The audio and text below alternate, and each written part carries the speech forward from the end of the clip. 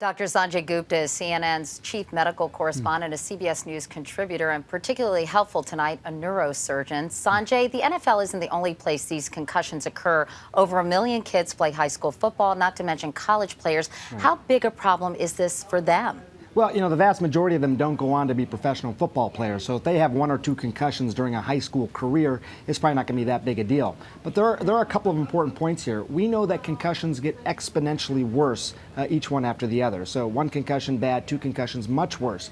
And we also know, I think, a bigger issue within communities is that the diagnosis of concussion is sometimes hard to come by. For example, only 1 in 10 people who have a concussion were actually knocked out. The vast majority weren't. So getting that right diagnosis, and then for doctors or specialists figuring out what best to do with that player, that's really the challenge, Katie. And Sanjay, this relatively short window for football players can have, as we heard, lifelong ramifications. What do you think about that study Jim mentioned that shows a significant association with concussions and dementia later in life? How valid is that scientifically? Well, it's a pretty good study, and it was published in a good journal, but this is a controversial area, no question. At the heart of this, Katie, is it's very hard to establish a cause and effect relationship.